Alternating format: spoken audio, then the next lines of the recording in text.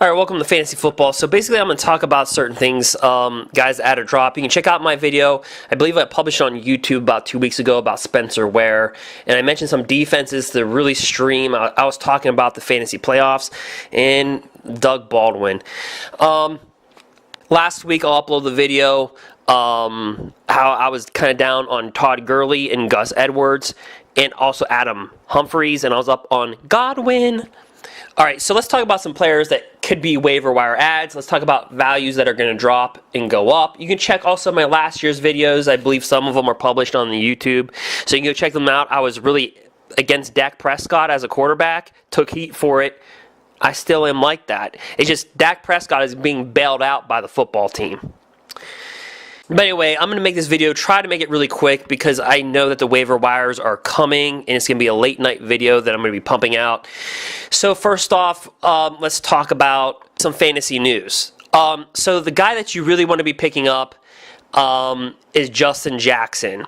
Now, Justin Jackson is the running back for San Diego Chargers. Excuse me, the Los Angeles Chargers. The thing about it is, Austin Ekeler, this is really kind of what it falls in, and we kind of seen a little glimpse of this 2 weeks ago. Justin Jackson had 63 rushing yards and a touchdown, and he had 19 yards receiving. Justin Jackson, the way that he runs, just the way he moves within speed, he reminds me of Aaron Jones from the Green Bay Packers. Now, Justin Jackson is just a Week 15 play. So he's just good for Week 15, but this is to do two things. This is the play keep away from the Melvin Gordon owner, and also this is the play keep away from the Austin Ekeler owners, and this is a guy that you can grab and plug and play.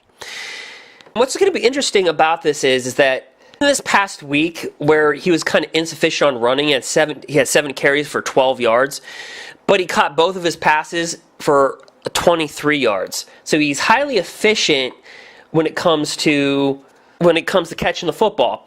Let's look back, rewind the tape a little bit to Week 13. Rushed 8 times for 63 yards, got a touchdown. He had 19 catches on 1 reception. So what we do know about Justin Jackson in a small little time frame that we've been able to get him with opportunity is that he's a highly efficient pass catcher out of the backfield, and that fits Phillip Rivers and the San Diego Chargers. Oh, by the way, their matchup is versus the Kansas City Chiefs. Now, I did say the Kansas City Chiefs are a defense that you want to own, and I still stand by that. They are matchup bulletproof. The Kansas City Chiefs give up a lot of yards, but they get a lot of sacks, and they get turnovers. If you look at the Kansas City Chiefs defense, and I talked about this coming into Week 14, in the last 5 weeks, they've had 3 out of the last 5 weeks coming into last week, they had 5 or more sacks. This is a better stat. The Kansas City Chiefs defense coming into last week, during the last 5 weeks, had 3 or greater sacks in 4 out of 5 games. And they had a turnover in each and every game. The Kansas City Chiefs defense is a beast, and trust me, if they're out there, get them. By the way, Justin Jackson's only owned in 43% of NFL.com leagues. I'm going to imagine that changes. You have to pick up Justin Jackson. Like, pause this video and pick up Justin Jackson on the waivers. He should be the #1 waiver priority. And the advantage in this is that because it's a Thursday night game. But there's a lot on this game. The Chargers versus the Chiefs on a Thursday night battle.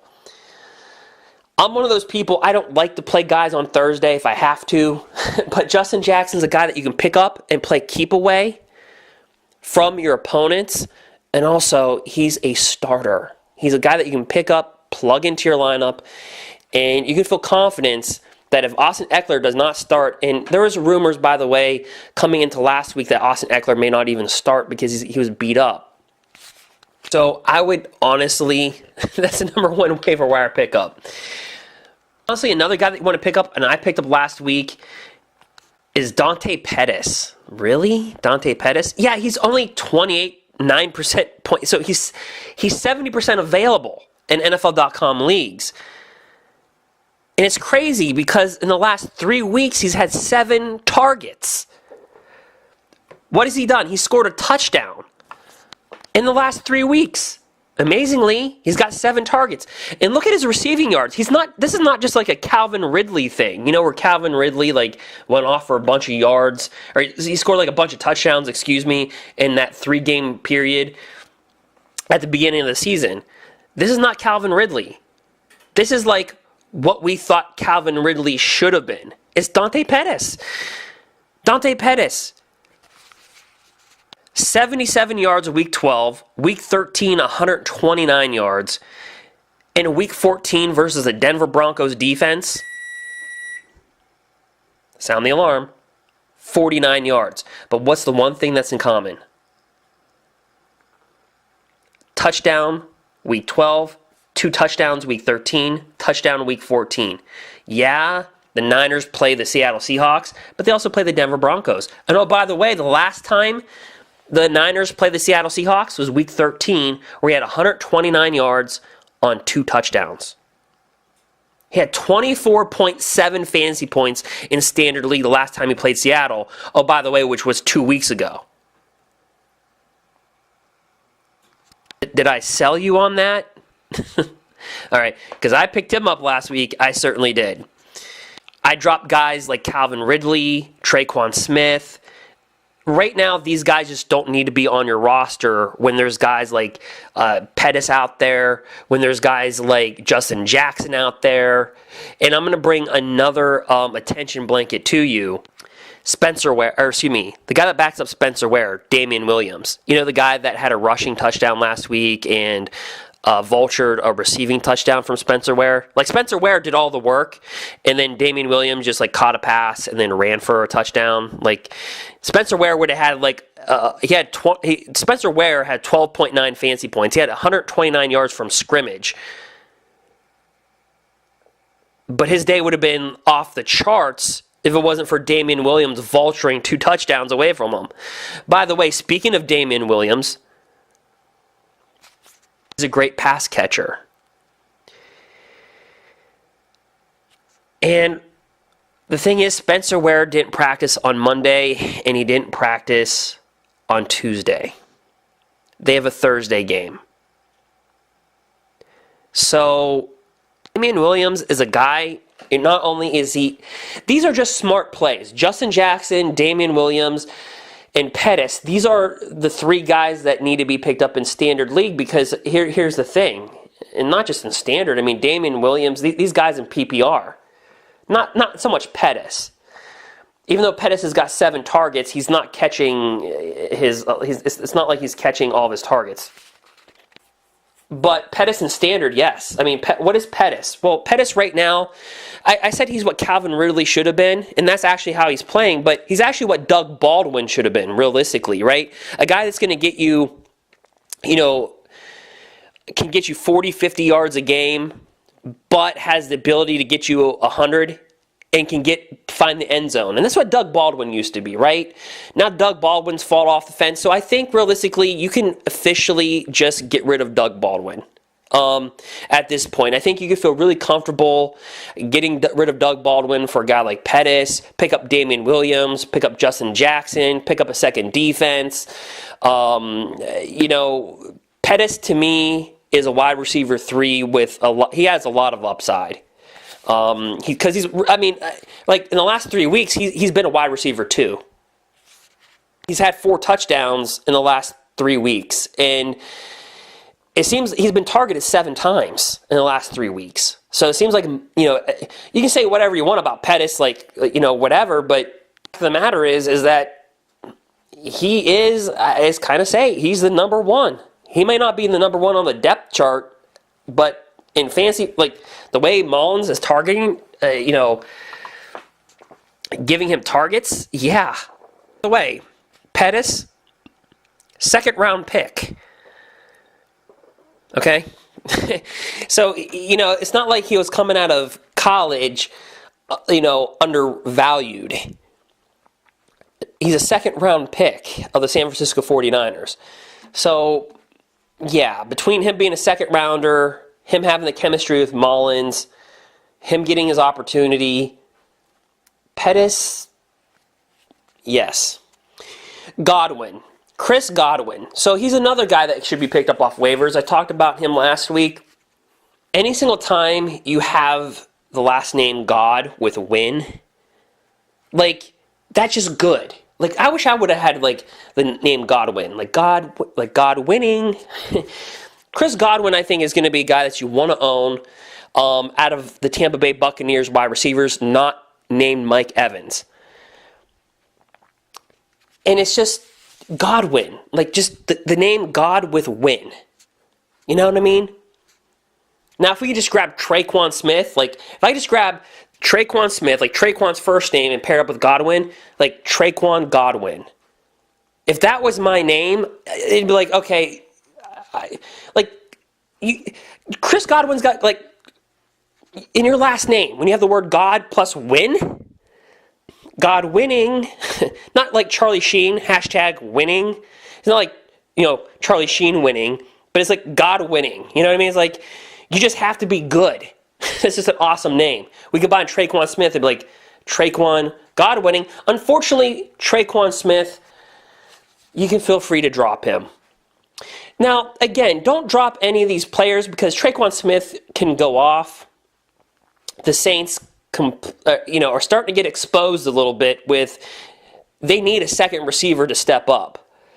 I mean, the Saints are getting exposed. The Cowboys really gave it to them a couple weeks ago. The Saints aren't looking so hot the last 2 weeks. They need another receiver to step up. Presumably, Traquan Smith would be that guy. We've seen glimpses of that. But it's the playoffs. We don't got time for that. All right, we don't got time to see. You're not going to start Traquan Smith in your lineup anytime soon. You're not going to feel confident doing that. So a guy like Chris Godwin, I'd pick him up. Guys that you can probably move away from is like LaShawn McCoy. I mean, honestly, if you're talking about picking up a streaming defense, all right, some defenses that you're going to want to pick up: the Seattle Seahawks defense versus the San Francisco 49ers, the Baltimore Ravens defenses that you're going to want to pick up. Again, the Denver Broncos defense, they caught me off guard. They had, coming into Week 13, they looked like a brilliant defense to own. I mean, they had matchups versus, the Cincinnati Bengals that are just beat up, the Cleveland Browns. But, don't fear. The Broncos have really great matchups. And the Broncos have been pretty good. I just thought they could be better, last week for San Francisco. They have the Cleveland Browns on Saturday.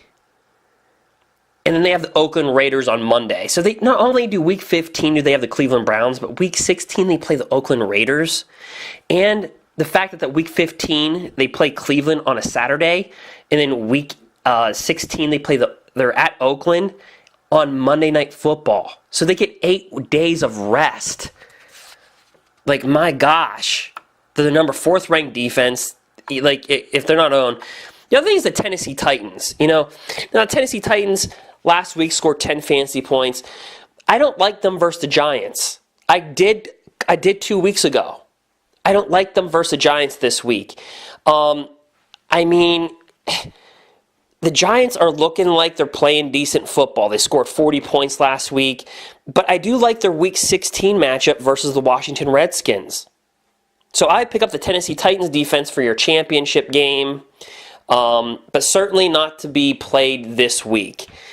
I understand, a couple of weeks ago, the Tennessee Titans versus the Giants, that would have been great. But the thing about it is, Evan Ingram, the first-round pick tight end last year that the Giants got, he's starting to look good. By the way, sleeper tight ends to pick up, tight end slot, Evan Ingram could be out there. Again, if you already have, am I going to start Evan Ingram? It just depends on who you have. Like, if you have Jared Cook, no, I'm not starting Evan Ingram over Jared Cook. Obviously, if you got Gronk, if you got Ertz, if you got, Kelsey, if you got that, Ebron, no. But, to me, Evan Ingram is in that conversation, like, if you are a David Njoku owner, because David Njoku's kind of been all over the board at the tight end, right? I would pick up Evan Ingram. Like, I'm not going to drop David Njoku, but like if you're just sitting on like LaShawn McCoy, and LaShawn McCoy, let's face it, you're not going to. I mean, you're not starting LaShawn McCoy. Maybe you are, but let's say if LaShawn McCoy is like your fourth running back, you know. Like, I have to say this, I have more confidence in starting Doug Martin over LaShawn McCoy. It's that bad. But Doug Martin, like I said this, you know, he's an RB3. Like, Doug Martin is a legit RB3. He's a guy that if you're hurting at the RB position, you could put him in, flex him in. Like, he's that guy. Evan Ingram. Really quick, stocks that are down. I made a whole video about this last week. I'll probably publish it on YouTube. But what I'm just going to do is just spitfire this. So Todd Gurley, his stock is down. The reason why is because I don't think the Rams are going to utilize him as much. Give him, you know, he's got a lot of wear and tear on he's got a lot of carries and a lot of touches. And I think as a kind of get into the playoff mode type of mindset, I really just think Todd Gurley's volume is going to go down. I don't think you're going to see Todd Gurley getting 25 touches and being that guy. And we're starting to see some of these running backs that are getting the wear and tear, like Alvin Kamara. We're starting to see these guys' numbers start to go down. You know, in combination, it's a combo of things. Guys playing banged up a little bit. Todd Gurley had a slight little injury a couple weeks ago. But it's also preserving these running backs for the playoffs, realistically. Gus Edwards, my stock, I said this last week, he's down. And it's not because of Gus Edwards. It's because every defense knows that they're going to try to run the football with Lamar Jackson, Gus Edwards, now throwing Kenneth Dixon. And just the history of the running backs this year, you know, Alex Collins was supposed to be a running back some years, or some days, you know, some weeks Buck Allen, you know, they trade for Ty Montgomery, you know, Gus Edwards comes out of nowhere, now Kenneth Dixon. I mean, it's just, I don't want to be a part of that experience. So, yes, I like Gus Edwards, but his stock is trending downwards. To me, whose stock is trending downwards, and it's sad to say, there's Chris Godwin, who I think stock's going to go up a little bit in Tampa. There's a Marquise Goodwin in San Francisco. He just came back. To me, his stock goes down. Pettis has shown that he is, between Pettis and Kittle, the tight end, they're getting the targets. Those are the guys getting the targets. And it doesn't matter if you have Matt Breida or Eric Wilson in the backfield. They're also going to get targets. So what we're seeing is that Mullins is trusting the short, intermediate, but he's also able to throw the deep ball. Pettis is the guy that's able to grab that ball and take it. Remember, he's a second-round pick this year. Marquise Goodwin, the nice, wily veteran who's got speed himself. I think Pettis is the guy to own going forward if you're going to control any nine. In fact, to be honest with you, the only Niners wide receiver you should even consider owning is Pettis. Stock up, Nick Chubb. Nick Chubb versus the Denver Broncos, but Nick Chubb is almost matchup proof. He's shown it. He's going to get you yards or he's going to get you a touchdown. He's kind of shown it. Stock up for the week is David Njoku. So David Njoku, I just talked about, kind of like, I would grab Evan Ingram if you're a David Njoku owner. Well, in the same breath that I say that, the Denver Broncos give up the fourth most fantasy points in Standard League to tight ends. So the reason why I said pick up Evan Ingram is because Evan Ingram silently had a really good game last week. He had 77 yards. It looks like the Giants are committed to winning instead of losing. And the second thing is to this story is that I would pick up Evan Ingram in case if David Njoku leaves another stinker, don't trust him for week 16.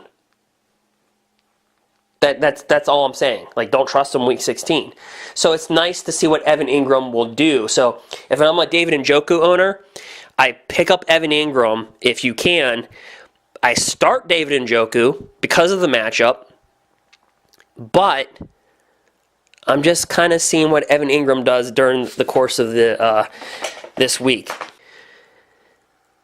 Stock up Alshon Jeffrey. He finally showed up.